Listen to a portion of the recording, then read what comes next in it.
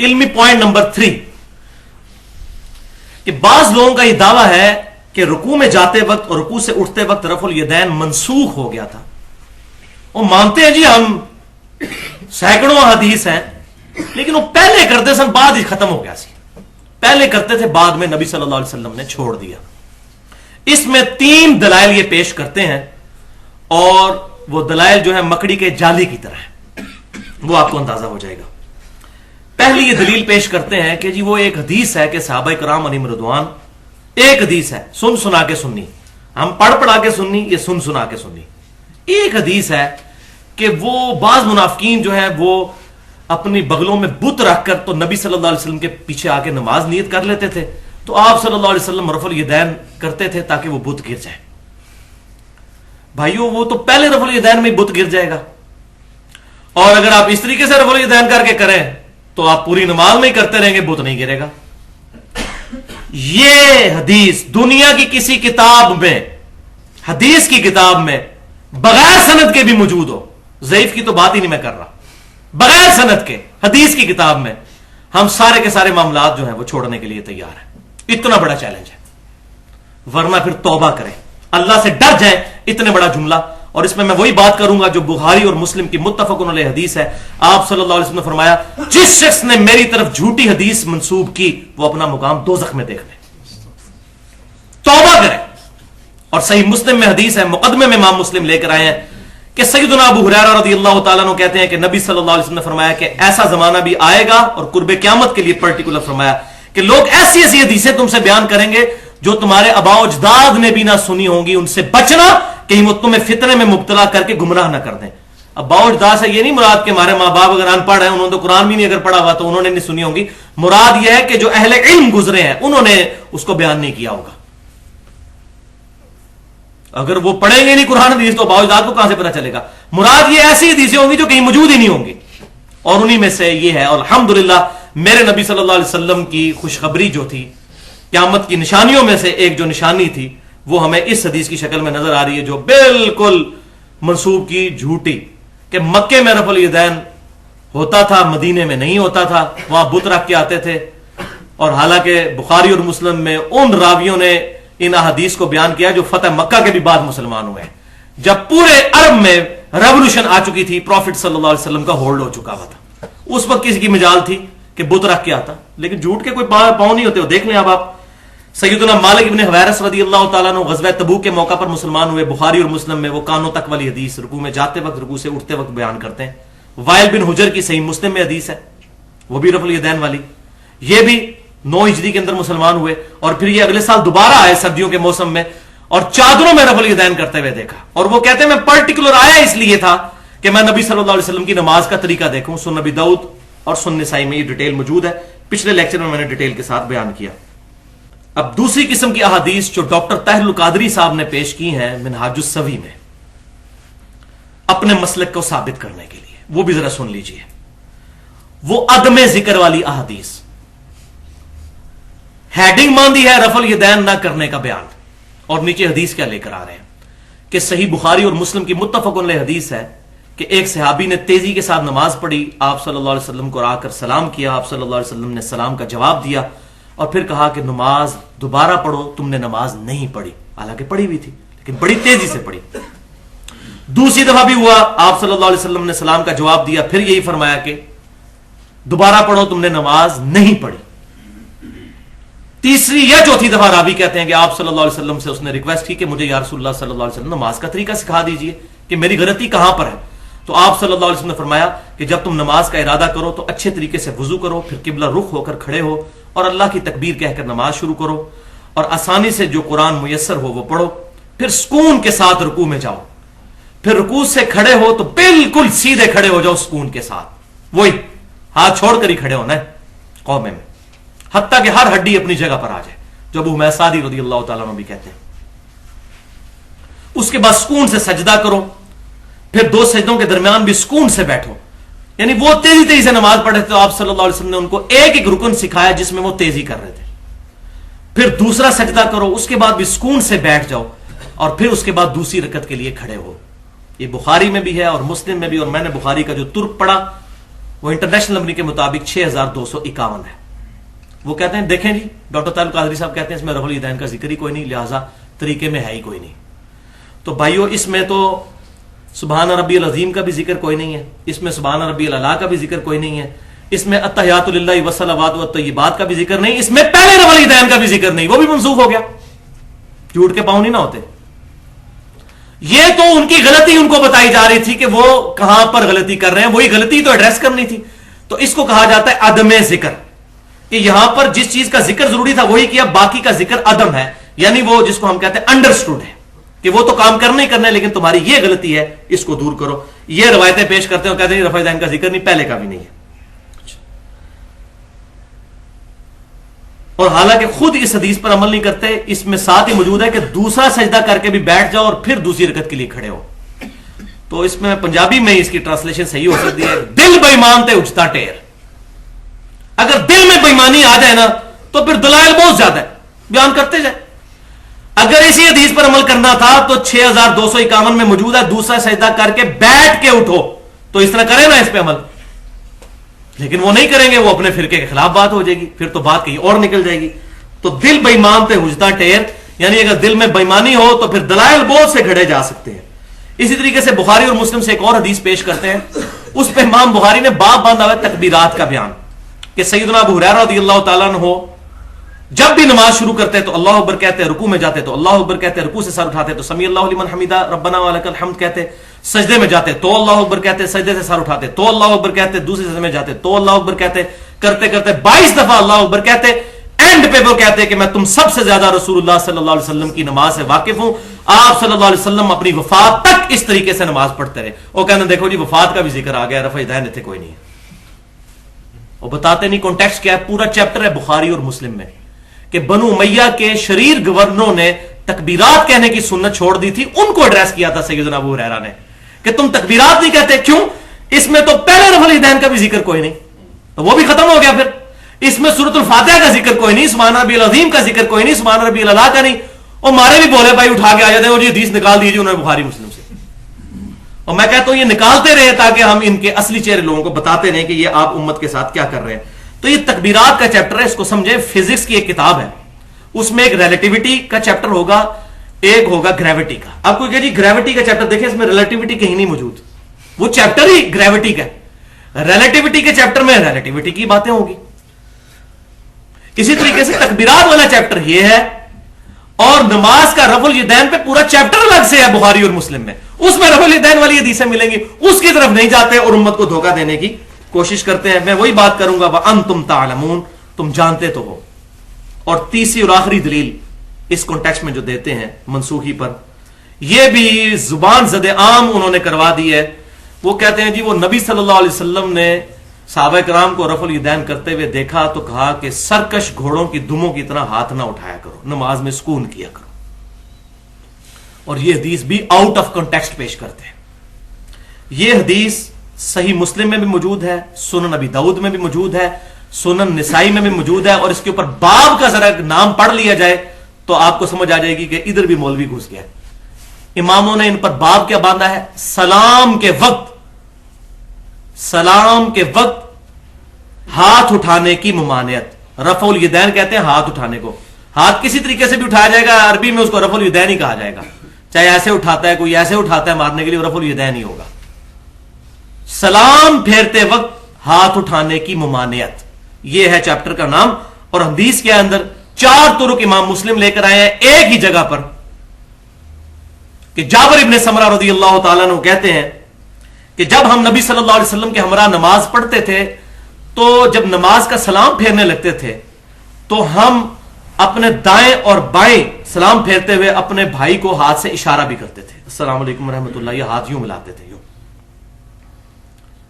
تو آپ صلی اللہ علیہ وسلم نے ہمیں اس سے منع فرمایا. آپ صلی اللہ علیہ وسلم کو کیسے پتا چلا؟ بخاری اور مسلم کی متفق علیہ حدیث ہے کہ آپ صلی اللہ علیہ وسلم فرماتے ہیں کہ اپنی صفوں کو سیدھا رکھا کرو, اللہ کی قسم تمہارا خشوع اور خضوع بھی مجھ پر پوشیدہ نہیں, میں اپنی پیٹھ کے پیچھے بھی دیکھتا ہوں. نبی صلی اللہ علیہ وسلم کا یہ معجزہ تھا کہ آپ کی یہاں پر آنکھ مبارک نہیں تھی, لیکن آپ کو پیٹھ کے پیچھے بھی 360 ڈگری کا ویژن نظر آتا تھا. تو آپ جب نماز پڑھا رہے ہوتے تھے تو صحابہ کرام کوئی اگر ایسے ایسے کر رہے ہیں تو آپ فرماتے ہیں خشوع خضوع بھی میں دیکھ رہا ہوتا ہوں، کوئی کتنی دلچسپی سے نماز پڑھ رہا ہے، تو آپ کو نظر آ رہا ہوتا تھا. تو وہ کہتے ہیں کہ نبی صلی اللہ علیہ وسلم جب ہم نے یہ کام شروع کیا، ابھی حضور نے تو تعلیم نہیں فرمایا تھا، خود انہوں نے شروع کیا، تو آپ صلی اللہ علیہ وسلم فرمایا کہ تم سرکش گھوڑوں کی دموں کی مانند ہاتھ کے ذریعے اشارہ نہ کرو، تمہارے لیے اتنا ہی کافی ہے کہ ہاتھ زانوں پر رکھو، زانوں پر، جس کو ہم عربی میں پٹ کہتے ہیں، اتحیات والی پوزیشن میں ہی ہاتھ رہنے دو، تمہارے لیے اتنا ہی کافی ہے کہ دائیں اور بائیں توجہ کر لیا کرو، اور السلام علیکم ورحمۃ اللہ، السلام علیکم ورحمۃ اللہ جو ہم کرنے کے قائل ہیں. اہل تشیع بھی ہے، میں نے پچھلی دفعہ بتایا تھا، لیکن وہ کہتے ہیں دونوں طریقے ثابت ہے. السلام علیکم ورحمۃ اللہ وہ ایسے کر لیتے ہیں اور بعد میں 3 دفعہ اللہ اکبر کہتے ہیں، وہ ہمارے نزدیک بھی ثابت ہے بلند آواز سے اللہ اکبر، لیکن وہ نماز کا حصہ نہیں ہوتا ان کا آخر میں 3 دفعہ ایسے کرنا. تو یہ صحابہ کرام کا اپنا اجتہاد تھا، تو جو اجتہاد ٹھیک ہوتا تھا آپ صلی اللہ علیہ وسلم انڈورس کر دیتے تھے، جو اجتہاد غلط ہوتا تھا اس کی ممانعت کر دیتے تھے. بخاری میں حدیث ہے جب وہ ایک صحابی نے پڑھا حمدن کثیرن طیبا مبارکن فی، آپ نے مہر لگا دی. آپ صلی اللہ علیہ وسلم میں نے 30 سے زیادہ فرشتوں کو دیکھا کہ تمہارا ثواب لکھنے کے لیے آپس میں بالکل لڑ رہے ہیں، اور یہ صحیح مسلم میں بھی روایت موجود ہے. لیکن بعض اوقات نہیں. سنن ابن ماجہ میں صحیح حدیث ہے، ایک صحابی نے سجدہ کیا نبی صلی اللہ علیہ وسلم کو اور کہا یا رسول اللہ میں کوفیوں کے پاس گیا تھا، ہیرا نامی ایک جگہ ہے وہاں پر، یہ نجدیوں سے ہی ساری بدعتیں نکلتی ہیں، وہاں میں نے دیکھا کہ لوگ اپنے سردار کو سجدہ کرتے ہیں، تو میں نے کہا آپ کو بھی سجدہ کروں. یہ قیاس کیا، اجتہاد کیا، اس اجتہاد کو آپ نے انڈورس نہیں کیا، اور آپ صلی اللہ علیہ وسلم فرمایا کہ اپنا سر اٹھاؤ. اگر میں جائز سمجھتا تو بیویوں کو کہتا کہ اپنے خامدوں کو سجدہ کریں، اس حق کے سبب جو اللہ نے ان کو دیا ہے. یہاں آپ صلی اللہ علیہ وسلم نے مور کوئی نہیں لگائی، اور بالکل اس طریقے سے یہاں پر بھی مور نہیں لگائی کہ تم یہ جو ہاتھ ایسے اٹھاتے ہو یوں نہ اٹھاؤ، ہاتھ زانوں پر رہنے دو، صرف توجہ کر لیا کرو. اب آ رہی جناب کڑوی بات. میں یہ چیلنج کرتا ہوں تمام دنیا کے علماء کو کہ میرے محبوب صلی اللہ علیہ وسلم کی کوئی ایک سنت بتائیں جو آپ نے بعد میں چھوڑ دی ہو. کئی ایسی سنتیں ہیں جو آپ نے چھوڑ دی، میں مثالیں بھی 3 دیتا ہوں، اور لیکن آپ نے چھوڑنے کے بعد ان کے بارے میں سخت لفظ استعمال کیے ہو ہی نہیں سکتا، یا حضور خود نہیں وہ کرتے ہوں گے. مثلا جب شراب جائز تھی اس وقت صحابہ پیتے تھے، نبی صلی اللہ علیہ وسلم نے اعلان نبوت سے پہلے نہ بعد میں کبھی کوئی گناہ کبیرہ نہیں کیا، الحمدللہ معصوم ہے. شراب کبھی نہیں پی. قرآن پاک میں آیا یہ رجس من عمل الشیطان، یہ نجس ہے اور عمل شیاطین میں سے. صحابہ کرتے تھے، سخت الفاظ سے منع ہوا. حضور صلی اللہ علیہ وسلم نے کبھی یہ نجس کام اور معاذ اللہ استغفر اللہ شیطان والا کام نہیں کیا. تو بھائیو یہاں جو الفاظ استعمال ہو رہے ہیں سرکش گھوڑوں کی دمیں، حضور اپنی سنت کو یہ کہہ سکتے ہیں؟ والعیاذ باللہ. میں آپ کو مثالیں دیتا ہوں. بخاری اور مسلم کی متفق علیہ حدیث ہے، آپ صلی اللہ علیہ وسلم نے فرمایا کہ میں نے تمہیں 3 دن تک قربانی کا گوشت رکھنے کی اجازت دی تھی، اور وہ اس لیے کہ اس وقت مسلمان غریب تھے. اب میں تمہیں اجازت دیتا ہوں کہ قربانی کا گوشت سٹور کر سکتے ہو. That's all. کچھ نہیں کہا کہ اس وقت میں نے تمہیں جو یہ کہا تھا تو اب یہ کہہ رہا ہوں، بس دیٹس آل. صحیح مسلم میں حدیث، آپ صلی اللہ علیہ وسلم نے فرمایا میں نے تمہیں قبروں پر جانے سے روک دیا تھا، لیکن اب میں تمہیں اجازت دیتا ہوں کہ تم قبروں پر جاؤ تاکہ آخرت کی یاد آئے. بخاری اور مسلم کی متفق علیہ حدیث ہے، صحابہ کرام کہتے ہیں جب ہم حبشہ سے ہجرت کر کے واپس آئے تو ہم نے آپ صلی اللہ علیہ وسلم کو نماز پڑھتی ہوئی حالت میں پایا، تو آپ کو سلام کیا اور آپ صلی اللہ علیہ وسلم نے سلام کا جواب ہی نہیں دیا، حالانکہ پہلے آپ صلی اللہ علیہ وسلم نماز کے دوران بھی جواب دیتے تھے، اس وقت تک اجازت تھی. تو سلام پھیر کر آپ صلی اللہ علیہ وسلم نے فرمایا کہ نماز مشغولیت والا کام ہے اس لیے میں نے تمہیں بعد میں دیا. تو صحابہ سمجھ گئے کہ یہ بھی منسوخ ہو گیا. کوئی سخت لفظ نہیں استعمال کیے کہ یہ کوئی نماز ہوتی تھی پہلے، یہ کوئی باتیں ہوتی تھیں، یہ کیا فضول طریقہ ہوا کہ نماز کے درمیان بھی گفتگو کی جائے، سلام کا جواب دی. کوئی بات نہیں کی کیونکہ آپ خود کرتے رہے ایسے. اب یہاں اگر حضور یہ خود کرتے ہوتے ہیں رفع الیدین والی، اگر یہ رفع الیدین کے اوپر لگاتے ہیں تو یہ خود بھی مانتے ہیں کہ نبی صلی اللہ علیہ وسلم یہ کہتے ہیں جی حجۃ الوداع تک بھی کرتے رہے ہیں. وہ ماننا پڑتا ہے. 9-10 ہجری کے صحابہ مسلمان ہو رہے ہیں جو رفع الیدین کی حدیثیں بخاری اور مسلم میں بیان کر رہے ہیں، اس سے تو چھٹکارا ہی کوئی نہیں ہے. تو معاذ اللہ استغفر اللہ ثم معاذ اللہ استغفر اللہ. کیا نبی صلی اللہ علیہ وسلم اپنی 63 سالہ مبارک زندگی میں سے 62.5 یا 63 سال تک معاذ اللہ استغفر اللہ یہ کام کرتے رہے؟ میں تو کہتا ہوں اس کے بعد بندے کا ایمان ہی برباد ہو جاتا ہے. توبہ کریں گے سارے بریلوی اور دیوبندی اور احناف کے علماء جو اس سنت کے بارے میں اس طرح کے کمنٹس پاس کرتے ہیں. یہ تو اپنے ملوں کو اور اپنے مسلک کو بچاتے بچاتے اپنا ایمان ہی برباد کر بیٹھے. ان کو تو اللہ تعالیٰ خود ان کا حساب لینے والا ہے جن کے پیچھے چلے ہوئے ہیں. اپنے آپ کو بچاؤ، اپنا معاملہ سیدھا کرو. वलियाउज़ बिल्लाहि ताला। अब इमाम बुखारी रहमतुल्लाह अलैह ने इस पे कमेंट्स किए हैं, वो मैं बाद में बताता हूं।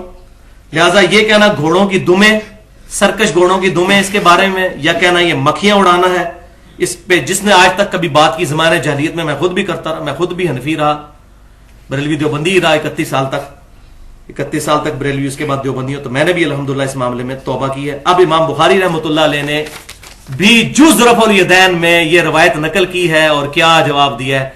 वही बात है कि वो सख्त बात अगर मैं करूंगा तो हजम नहीं होती, मैं फिर इमाम बुखारी के रेफरेंस से ये बात करता हूं। जुज़ रफ़ुल यदैन में 37 नंबर हदीस ले आए हैं, यही घोड़ों की दुमों वाली, जाबिर बिन समरा से। उसके बाद इमाम बुखारी कहते हैं कि ये हदीस तशहुद के बारे में है। अच्छा, इसमें ये कहते हैं जी वो एक तुर्क में तो तशहुद का जिक्र ही कोई नहीं मौजूद है, तो भाई अदम जिक्र है उसमें, और जिसमें नहीं ना उसको फिस्सला के अल्फाज है ना, उसका जो तुर्क मुस्नद इमाम अहमद में है उसमें अल्फाज है वहुम फी क़ुऊद, हम उस वक्त बैठी हुई हालत में थे, उसकुनु फिस्सला। वो कहते नहीं सलाम के वक्त तो नमाज ही खत्म हो जाती है, तो ये कहते हैं उसकुनु फिस्सला नमाज में, तो वो रफ़ुल यदैन का जिक्र था। तो हालांकि सलाम भी नमाज का हिस्सा है, खुद ये नमाज के जो 7 फर्ज बताते हैं उनमें 7वां खुरूज बिस्सुमी ही बताते हैं। तो मुस्नद इमाम अहमद का तुर्क, तो ये अदम जिक्र समझे। मिसाल के तौर पर आप मेरे घर आए, मैंने आपको पकोड़े भी खिलाए, समोसे भी खिलाए, चाय भी पिलाई, केक भी खिलाया, फ्रूट भी खिलाया, आप बाहर जाके कहते हैं जनाब क्या जबरदस्त दावत की, पकोड़े और समोसे जबरदस्त थे, तो इसका क्या मतलब है कि मैंने केक और चाय और फ्रूट नहीं खिलाया आपको? अदम जिक्र। तो ये रवायत जो मुख्तलिफ सहाबा बयान करते हैं, अब आप इतने लोग 100 के करीब यहां पर सुन रहे हैं, बाहर जाकर कोई बंदा मेरी बताई हुई बातों को 80% कॉपी कर लेगा, कोई 40%, कोई 30%, तो इसका क्या मतलब मैंने बाकी बातें नहीं की हैं? तो जो सहाबा ने जो चीज याद रखी वो बयान की, तो बाकियों का अदम जिक्र होता है। तमाम अहदीस को जमा करके, जिसने कुरान पाक की भी सारी आयात सामने रखकर रिजल्ट निकाला जाता है, अहदीस भी सारी सामने रखकर रिजल्ट निकाला जाता है। तो इमाम बुखारी ने 37 नंबर हदीस जुज़ रफ़ुल यदैन में कमेंट्स किए, ये तशहुद के मुताल्लिक है। पहला जवाब उन्होंने क्या दिया, वो कहते हैं जिसके पास इल्म का थोड़ा सा भी हिस्सा मौजूद है, रत्ती बराबर भी इल्म है, वो कभी भी ये जुर्रत नहीं करेगा कि इस हदीस को रफ़ुल यदैन के खिलाफ लेकर आए। ये तो जवाब था उनका जरा नरम। दूसरा जवाब है फकी वाला, लॉजिकली। वो कहते हैं कि अगर ये नमाज का सुकून बर्बाद करता है तो तुम पहला रफ़ुल यदैन और ईद में भी रफ़ुल यदैन करना छोड़ दो। देखो, इमाम बुखारी भी फकियां दिया करते थे। वो कहते हैं ईद में जो तुम 6 तकबीरात कह रहे होते हो और तुम कहते हो ये सरकश घोड़े, तुम साल के बाद एक नमाज पढ़नी होती है उसमें तुम भी घोड़े बने हुए होते हो, तो छोड़ो। और आगे चल के उन्होंने जिक्र किया वितर वाला जो कुनूत से पहले रफ़ुल यदैन, वो हमारे नजदीक भी साबित है 3 ताबईन से। अल्हम्दुलिल्लाह हम उसको अफजल समझते हैं इस एतबार से कि रफ़ुल यदैन का सवाब तो मिलेगा। यानी दुआए कुनूत से पहले, रुकू से पहले, दुआए कुनूत से पहले अल्लाह अकबर कह के रफ़ुल यदैन करें और दोबारा हाथ बांध लें। हम तो इसके भी कायल हैं कि चूंकि क़याम में अल्लाह अकबर होता है सजदा किरात के लिए रमजान शरीफ में, तो अल्लाह अकबर कह के रफ़ुल यदैन करके सजदे में जाना चाहिए। तो हमें तो अल्हम्दुलिल्लाह मजा आता है। फिर जुज़ रफ़ुल यदैन की 38 नंबर हदीस में एक और तुर्क लेकर आए, जाबिर इब्न समरा वाला, यही घोड़ों की दुमों वाला। फिर उन्होंने अपने ईमान का भी इजहार किया जिस तरह मैंने किया है, इससे भी बड़े अंदाज से।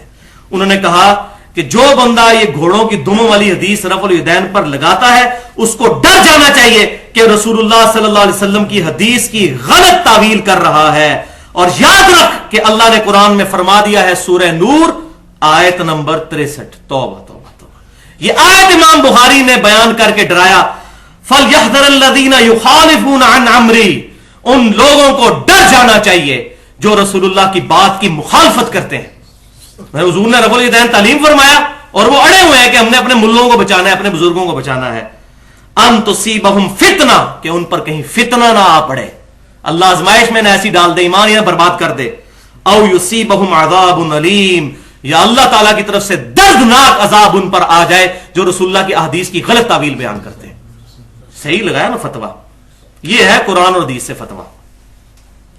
तो भाइयों, आज तक जिसने भी बुतों वाली हदीस बयान की या सरकश घोड़ों के दुमों वाली रवायत को गलत तरीके से बयान किया या रफ़ुल यदैन को मक्खियां उड़ाने से तशबीह दी, तो अल्लाह के हुजूर सच्चे दिल से तौबा करे।